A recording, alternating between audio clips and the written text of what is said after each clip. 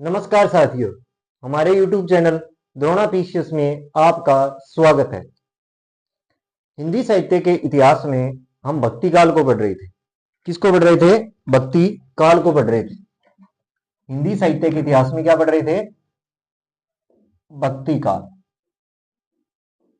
इसको पढ़ रहे थे। तो भक्ति काल में पीछे अगर बात करूं तो मैं संप्रदाय पढ़ रहे थे अपने। क्या पढ़ रहे थे? संप्रदायों को पढ़ रहे थे। और संप्रदायों में हमने क्या पढ़ा पीछे? या तो संप्रदाय पढ़ा, संप्रदाय कौन सा था, और उसके प्रवर्तक को पढ़ा। ये पीछे मैं पिछली क्लास में पढ़ा है। जैसे उदाहरण के लिए बताऊं, श्री संप्रदाय,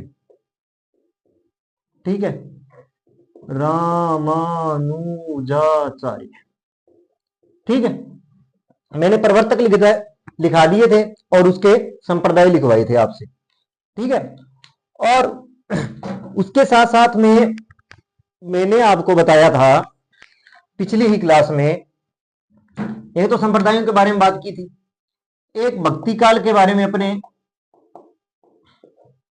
जो भी हमने संप्रदायों में पढ़ा, भक्ति काल के अंदर जो भी संप्रदाय पढ़ा, जैसे श्री संप्रदाय, उनमें क्या बताया गया, जिसमें दो थे वारकरी संप्रदाय, इसके बारे में पढ़ा। ये कहां से थे? महाराष्ट्र से। फिर बुद्ध तत्ववाद भी पढ़ा था। क्या पढ़ा था? बुद्ध तत्ववाद भी पढ़ा था। उसके बाद में हमने पिछली क्लास के अंदर ही ये पढ़ा था कि हजारी प्रसाद द्विवेदी इसके बारे में क्या कहते हैं, उनके बारे में भी हमने पढ़ लिया था, उनकी एक परिभाषा थी। तो इन चीजों के बारे में अपने पिछली क्लास में पढ़ चुके हैं। इन चीजों के बारे में मैंने आपको एक डायग्राम बनवाया था जिसमें मैंने लिखवाए थे संप्रदाय और उसके प्रवर्तक, ये मैं लिखवा चुका था। उसके बाद में आज जो हम पढ़ेंगे, आज पढ़ेंगे संत काव्य की विशेषता। भक्ति काल के अंदर क्या थे? संत काव्य थे, संत थे। भक्ति किन्होंने की थी? संतों ने की थी। और हमने पीछे पढ़ के आए थे कि निर्गुण और सैगुण भी पढ़े थे, ये पढ़ के आए थे। रामचंद्र शुक्ल, इनको पढ़ा था। इन्होंने माना था, इनको फिर आगे निर्गुण में दो भाग बांट दिए, ज्ञानाश्री और प्रेमश्री, इनको बांट दिया था, ज्ञानश्री और प्रेमाश्री, इन दो भागों में बांट दिया था। ये हम पढ़ के आए थे पीछे, ठीक है। तो इन चीजों के बारे में अपने अध्ययन कर चुके हैं। ये मैंने फास्टली इसलिए करवाया कि ये चीजें मैं करवा चुका हूं पहली क्लास। तो आज हम क्या पढ़ेंगे? संत काव्य की प्रवृत्तियां या उसकी विशेषताओं के बारे में आज चर्चा करेंगे। भी उनकी संत काव्य में जो संत संप्रदाय थे या संत थे या निर्गुण थे, उनकी जो संत काव्य धारा थी, उनकी विशेषता क्या थी, वो क्या चीजें समाज को देना चाहते थे, उन आडंबरों से वो दूर करना चाहते थे, उनके बारे में आज अपने विस्तार से क्या करेंगे? चर्चा करेंगे। तो आज का जो टॉपिक रहने वाला है वो है संत काव्य पर। किस पे रहने वाला है? संत काव्य पर।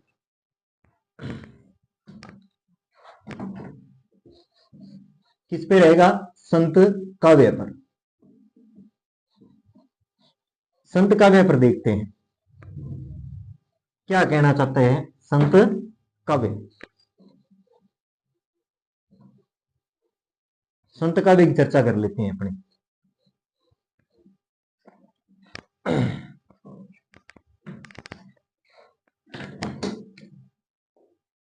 भक्ति काल, भक्ति काल, और भक्ति काल के अंदर हम क्या पढ़ेंगे? संत काव्य। क्या पढ़ने वाले हैं? संत काव्य पढ़ने वाले हैं। और इसके अंदर अपने क्या पढ़ेंगे? संत काव्य की प्रवृत्तियां।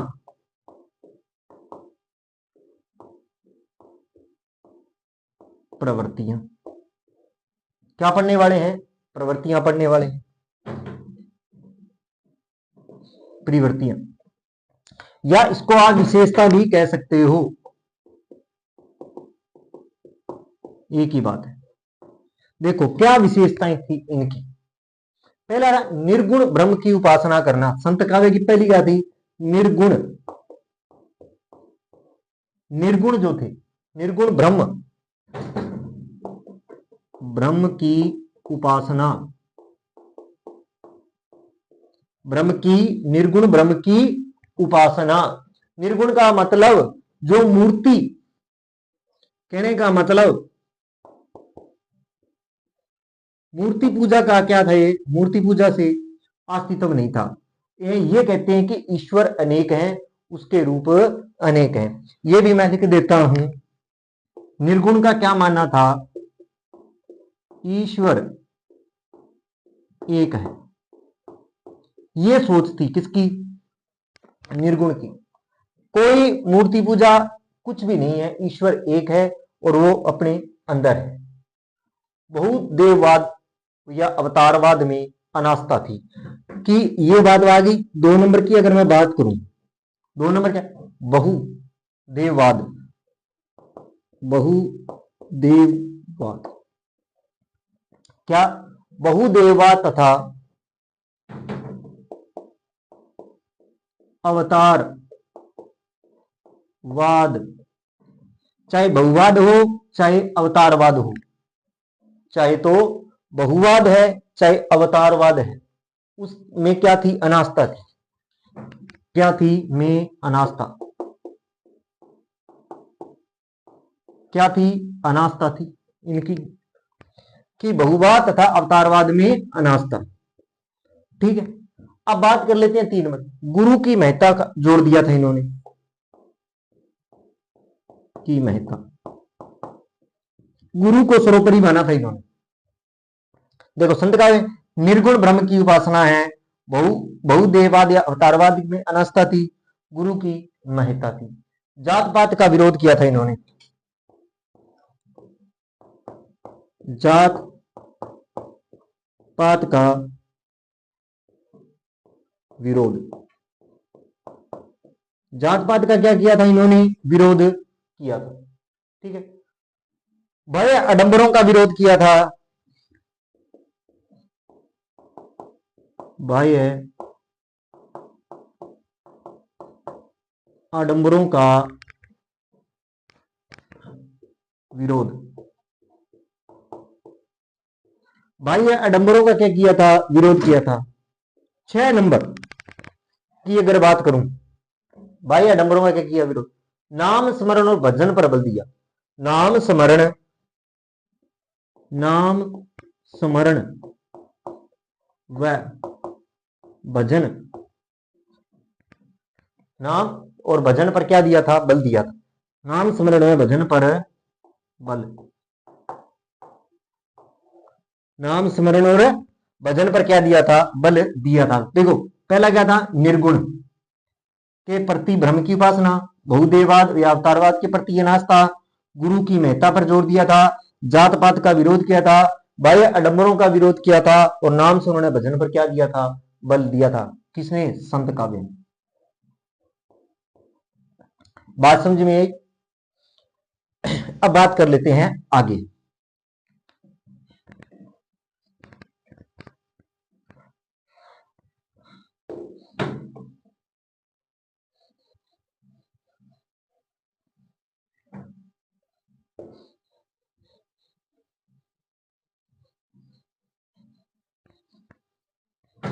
अब आगे चर्चा कर लेते हैं, आगे चर्चा करते हैं। देखो आगे इन्होंने क्या कहा कि नारी की इन्होंने निंदा की। अगला क्या है, नारी की क्या की थी, उन्होंने निंदा की थी,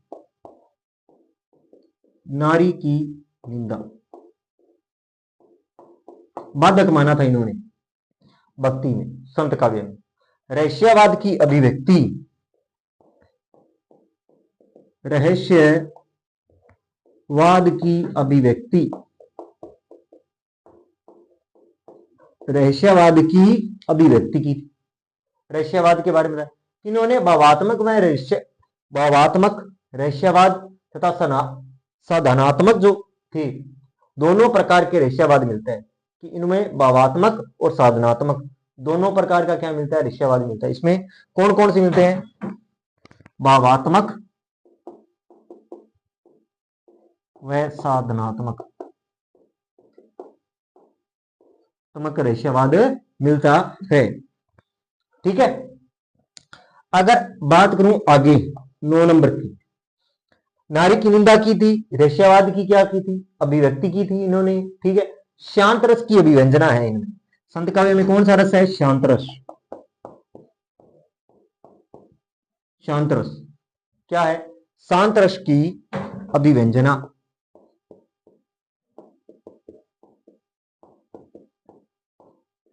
शांत रस की क्या की गई? अभिव्यंजना की गई। नंबर 10, 10 की अगर मैं बात करूं, अद्वैतवाद का समर्थन किया था इन्होंने। अद्वैतवाद का समर्थन क्या किया था? अद्वैतवाद का समर्थन किया था, ठीक है। उल्ट भाषियों का प्रयोग किया था इन्होंने।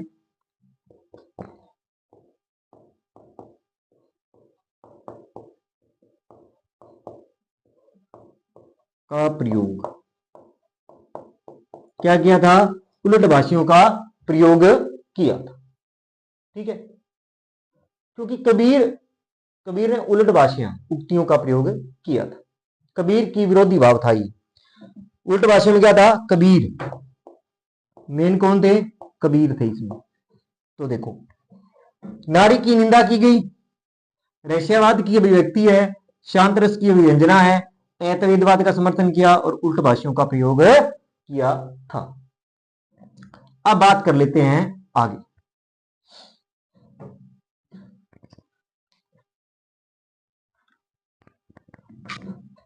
आगे चर्चा कर लेते हैं, आगे कौन सी विशेषता इन्होंने बताई।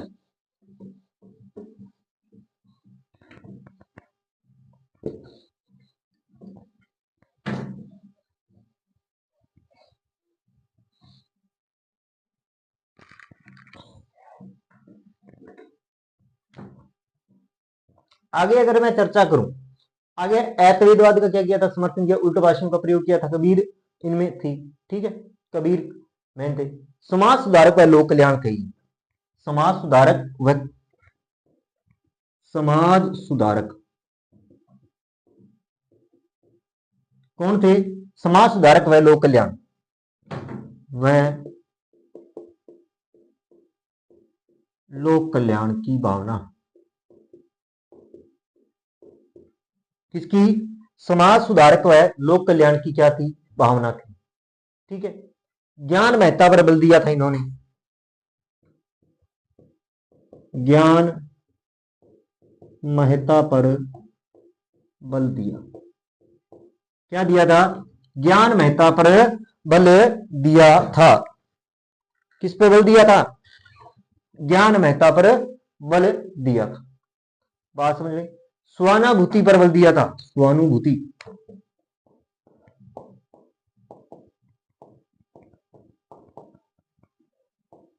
पर बल क्या दिया? स्वानुभूति पर बल दिया था। अपने अनुभव, स्वानुभूति का मतलब अपने अनुभवों पर बल देना। अपने अनुभवों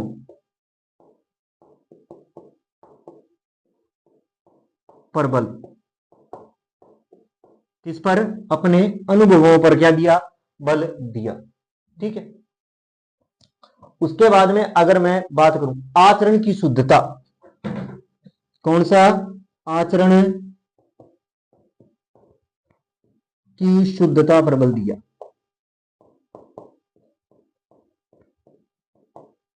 किस पर बल दिया? आचरण की शुद्धता पर बल दिया था।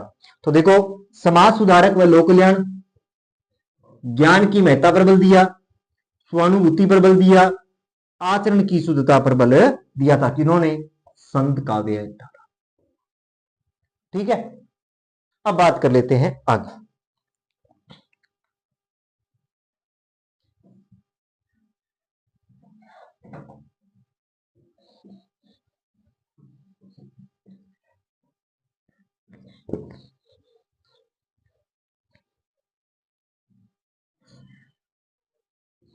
आगे देखते हैं क्या है संत काव्य में।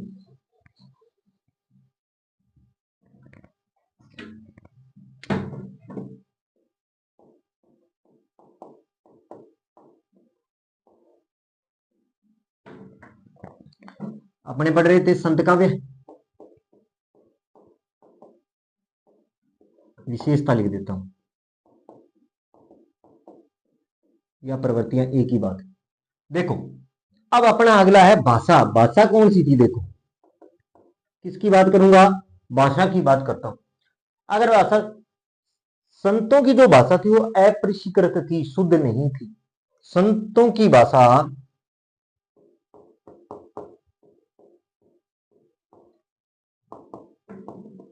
संतों की जो भाषा थी वो कैसी भाषा थी? अपरिष्कृत थी। अपरिष्कृत थी। कैसी भाषा थी? अपरिष्कृत भाषा थी, जिसमें ब्रज, कौन सी भाषा की बात करेंगे? ब्रज है, अवधि है, ब्रज है, अवधि है, चाहे ब्रज है चाहे अवधि है, चाहे खड़ी बोली राजस्थानी, खड़ी बोली,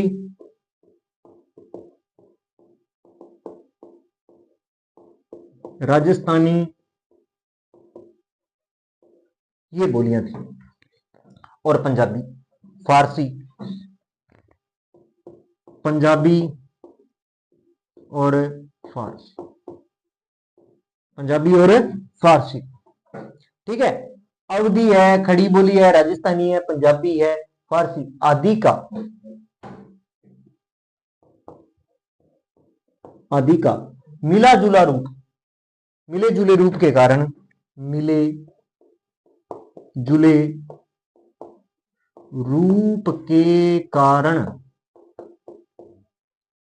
मिले जुले रूप के कारण आचार्य शुक्ल ने संतों की भाषा के कारण आचार्य रामचंद्र शुक्ल ने, आचार्य रामचंद्र शुक्ल, आचार्य रामचंद्र शुक्ल ने संतों की भाषा, संतों की जो भी भाषा है उसे कहा सदुकड़ी, सदुकड़ी, सदुकड़ी भाषा का। कौन सी भाषा नाम दिया? सदुकड़ी भाषा का नाम दिया था। किसने दिया था? आचार्य रामचंद्र शुक्ल ने नाम दिया था। इसी प्रकार अगर बात करूं, श्याम सुंदर दास ने क्या कहा? श्याम सुंदर दास, किसके बारे में बात करेंगे? श्याम सुंदर दास के बारे में बात करते हैं। उन्होंने पंचमेल खिचड़ी कहा था। क्या कहा था? पंचमेल खिचड़ी। क्या नाम दिया था? पंचमेल खिचड़ी नाम दिया था। हजारी प्रसाद द्विवेदी ने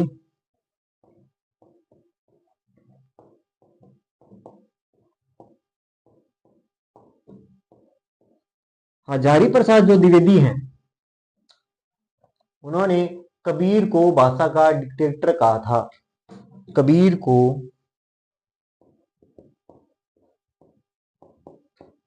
भाषा का डिक्टेटर, क्या कहा था? डिक्टेटर,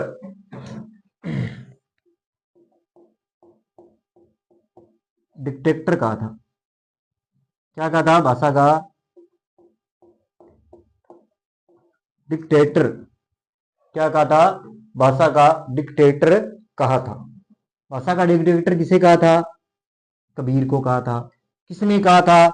हजारी प्रसाद द्विवेदी ने कहा था। ठीक है, अगली विशेषता देखते हैं। ये थी 16 नंबर विशेषता, इसका मैंने थोड़ा सा विस्तार करवा दिया आपको। अब बात कर लेते हैं आगे 17 नंबर। आगे इसकी क्या विशेषता रहने वाली, ये आपने स्क्रीनशॉट लेना चाहते हो तो ले सकते हो। आगे चर्चा कहते हैं, आगे चर्चा कर लेते हैं।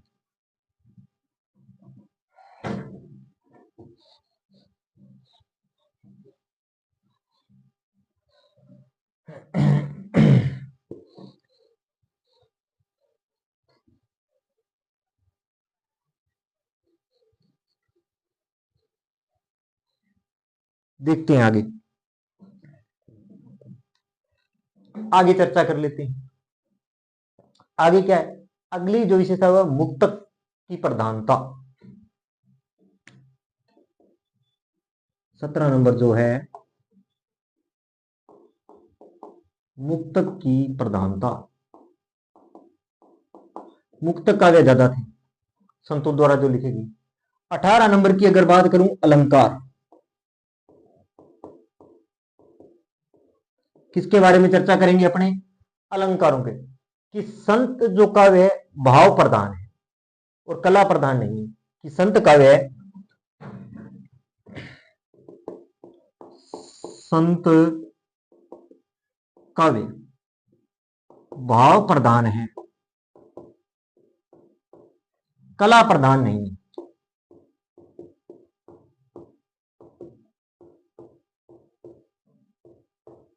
कला प्रधान है नहीं है, ठीक है, यह भाव प्रधान है, कला प्रधान। अलंकारों का प्रयोग, इसमें लिख लो आप, अलंकारों का प्रयोग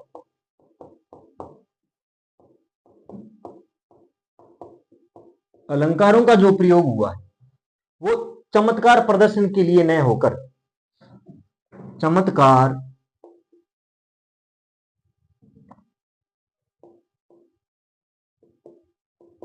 चमत्कार क्या है, कि चमत्कार प्रदर्शन, चमत्कार प्रदर्शन के लिए न होकर, कि प्रदर्शन, चमत्कार प्रदर्शन सहज रूप से किया गया है, रूप से हुआ है, क्या है, सहज रूप से हुआ है, ठीक है। ये थी संत काव्य की क्या थी, विशेषताएं थी, क्या थी, संत चाहे निर्गुण है, चाहे बहुवाद है, चाहे गुरु की महत्ता पर बल दिया, जात पात का विरोध किया, नाम स्मरण पर बल दिया, नारी की निंदा की है, चाहे रस्यवाद है, उल्ट भाषी है, शांत रस है, ठीक है, ये सारी की सारी भाषा जैसे है, चाहे मुक्त काव्य है, अलंकारों का प्रयोग है, ये सारी की सारी क्या है, संत काव्य की विशेषता बताई गई। क्या बताई गई, ये सारी की सारी संत काव्य की विशेषता बताई गई है। अब हम आगे जो चर्चा करेंगे वो करेंगे कि किन संप्रदायों से किस किस का प्रभाव पड़ा, संतों पर किस काव्य पर, किस काव्य से कौन सा प्रभाव पड़ा है, उनके बारे में चर्चा कर लेते हैं।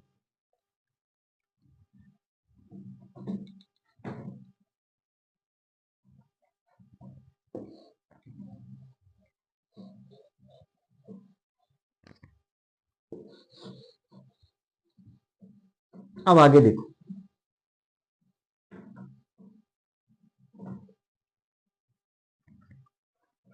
कि जो विभिन्न संप्रदाय है, विभिन्न संप्रदायों का संत काव्य पर प्रभाव, विभिन्न संप्रदायों, विभिन्न संप्रदाय का संत काव्य पर प्रभाव, संत काव्य पर प्रभाव, सबसे पहला है सिद्ध काव्य। सिद्ध काव्य, सिद्ध काव्य से कौन कौन सी चीजें ग्रहण की, जाति पाति का विरोध इसमें बताया गया,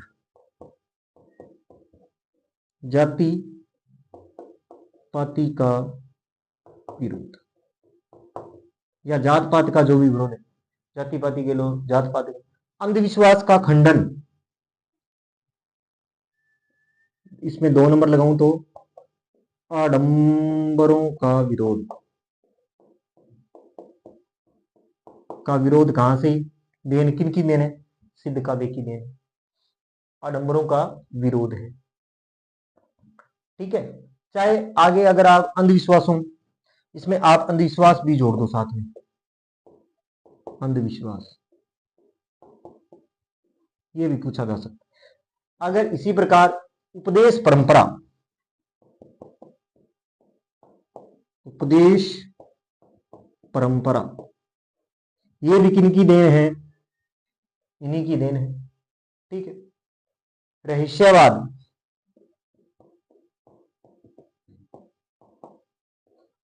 इन्हीं की देन है, ठीक है, मुक्त परंपरा। और आगे जो है आपका मुक्तक, ये सभी की सभी चीजें जो दी गई है, मुक्त परंपरा लिख लो आप। ठीक है, ये चीजें किसकी देन है? सिद्ध काव्य की देन है, सिद्धों की देन है। जाति पात का विरोध, आडंबर, उपदेश की परंपरा, रहस्यवाद और मुक्तक, ये इन्हीं की देन मानी जाती। आगे देख लेते हैं, आगे 2 नंबर देखते हैं। पहले है सिद्ध, सिद्धों से क्या ग्रहण किया। अब अपने देखते हैं आगे।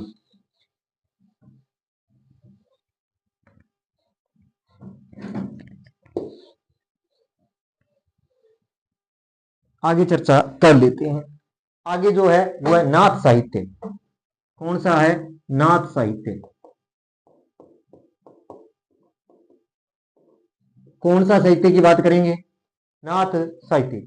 गुरु की महत्ता,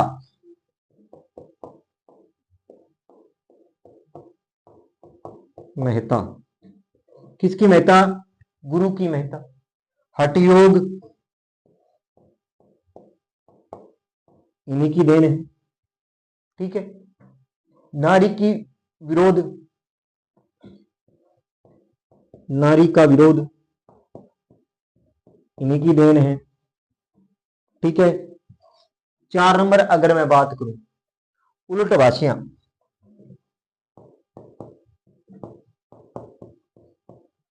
भाषियां इन्हीं की देन है। ये देखो, गुरु की महत्ता है, हठयोग है, नारी का विरोध है, उल्ट भाषियां किनकी देन है? नाथ साहित्य की देन है, नाथों की देन मानी जाती है। इस्लाम की अगर मैं बात करूं, इस्लाम धर्म से क्या है? एकेश्वरवाद, ईसाई इस्लाम धर्म से, तो क्या आएगा इसमें? एकेश्वरवाद, एकेश्वरवाद 1 नंबर। और 2 नंबर है मूर्ति पूजा का विरोध।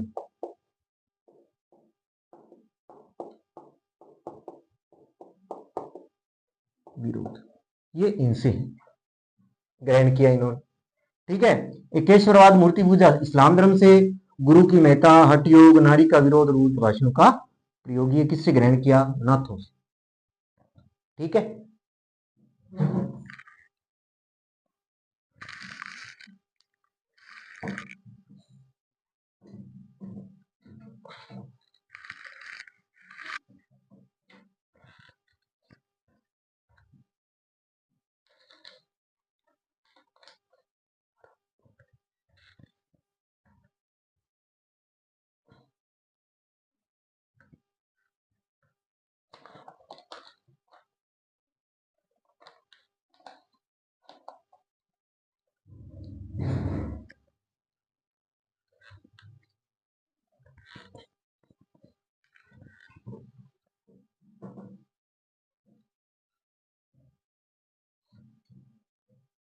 नाथ साहित्य में गुरु की महत्ता, हठयोग, नारी विरोध, उल्ट भाषियां, केशवराज, मूर्ति पूजा का विरोध किसमें किया गया? इस्लाम धर्म, धर्म से। अब बात कर लेते हैं अपने आगे। आगे किन से क्या क्या लिया गया है, कहां से ग्रहण किया गया है, उनके बारे में चर्चा कर लेते हैं।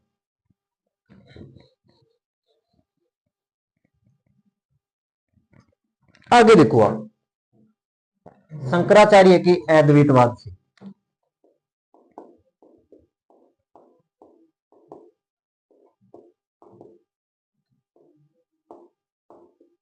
अद्वैतवाद, शंकराचार्य का अद्वैतवाद, ब्रह्म तथा जीव का अभेद तत्व, ब्रह्म व जीव में अभेद तत्व। ठीक है, ब्रह्म में जीव में भेद तत्व। 2 नंबर की अगर मैं बात करूं, माया, माया का विरोध, माया के अस्तित्व को स्वीकार करना, माया के अस्तित्व, अस्तित्व को स्वीकार, क्या किया गया? माया के अस्तित्व को स्वीकार किया गया। ठीक है। निर्गुण निराकार बताया गया, निर्गुण और निराकार।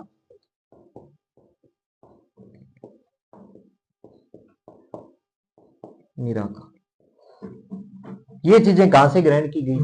शंकराचार्य। ठीक है। इसी प्रकार अगर अपनी बात करें वैष्णव भक्ति से,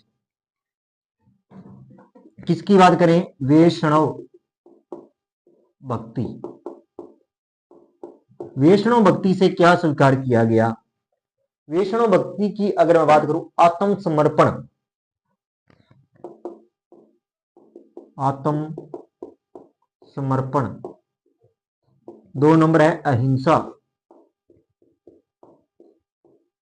और 3 नंबर की अगर मैं बात करूं तो वो थी नाम स्मरण।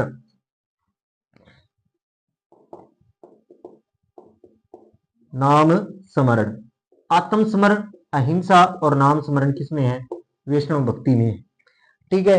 शंकराचार्य के अद्वैतवाद में ब्रह्म तत्व है, माया का अस्तित्व को स्वीकार और निर्गुण का निराकार। ये कहां से शंकराचार्य ग्रहण किया? ठीक है। अब बात कर लेते हैं आगे।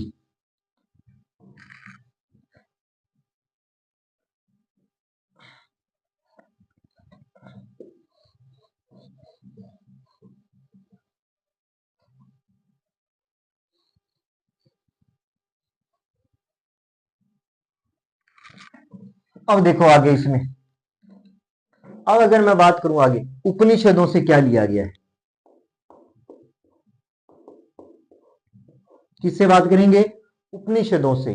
ब्रह्म जीव जगत, ब्रह्म जीव जगत, ब्रह्म जीव जगत माया के स्वरूप को